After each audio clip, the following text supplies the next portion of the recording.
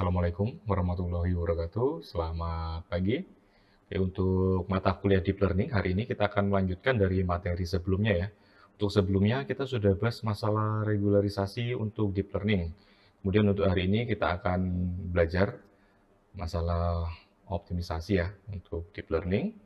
Nah, sedangkan untuk capaian pembelajarannya, ini setelah mengikuti mata kuliah hari ini, diharapkan mahasiswa itu mampu mengidentifikasi konsep dasar jaringan saraf tiruan dalam, serta regularisasi dan optimisasi dari deep learning ya, dan mampu mengaplikasikan pemodelan serta evaluasi untuk menyelesaikan contoh permasalahan yang diberikan. Oke, nah ini yang akan kita bahas ya. Jadi sebelum masuk ke beberapa algoritma dasar untuk optimisasi, ya kita harus mengingat kembali ya algoritma backpropagation atau perambatan balik. Nah, di mana algoritma backprop ini digunakan untuk melatih neural network dengan menghitung gradien dari fungsi error terhadap setiap bobot dalam jaringan, mulai dari lapisan output hingga ke lapisan input. Jadi dia backward ya, backpropagation atau perambatan balik. Nah, langkah pertama dalam backpropagation adalah meneruskan input ke depan melalui jaringan untuk menghasilkan prediksi.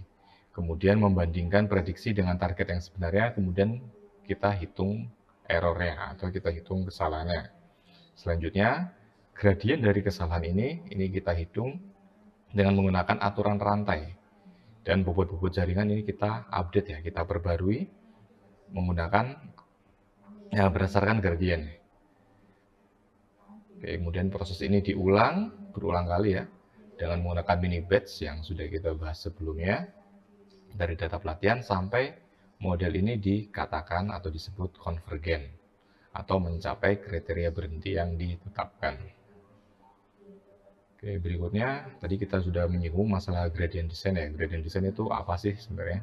Di gradient descent ini merupakan algoritma optimasi yang digunakan untuk mencari nilai minimum dari sebuah fungsi dengan mengikuti arah gradien atau turunan fungsi ya. Tujuan utama yaitu adalah untuk menyesuaikan bobot dan bias secara iteratif sehingga sehingga dapat menghasilkan prediksi yang semakin akurat. Proses ini melibatkan perhitungan gradien fungsi biaya terhadap setiap parameter model, lalu menggeser nilai parameter dalam arah yang menurun nilai fungsi biaya. Jadi tujuannya itu untuk menurunkan fungsi biayanya. Dengan melakukan iterasi ini, gradient descent ini bisa membantu model untuk konvergen ke nilai optimum yang dapat menghasilkan prediksi yang lebih baik sesuai dengan data pelatihan yang diberikan. Kemudian di sini ada beberapa algoritma basic ya, algoritma dasar untuk masalah optimasi. Di sini kali ini kita akan bahas 4 ya di kesempatan kali ini.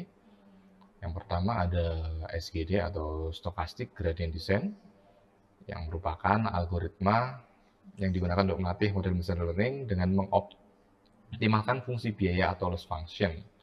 Berbeda dengan gradient descent yang konvensional ya, yang menghitung seluruh dataset pelatihan. Sedangkan SGD ini dia hanya menghitung gradien dan memperbarui bobot secara iteratif untuk setiap sampel data atau mini batch yang dipilih secara acak. Kemudian algoritma berikutnya yaitu gradient descent with momentum. Nah, konsepnya ini melibatkan penggunaan momentum untuk mempercepat laju penyesuaian bobot jaringan, di mana untuk setiap iterasinya momentum mengakumulasi gradien sebelumnya untuk menentukan arah dan kecepatan update berikutnya. Kemudian yang ketiga di sini ada Rudman Square Prop ya, atau biasa disingkat dengan RMS Prop.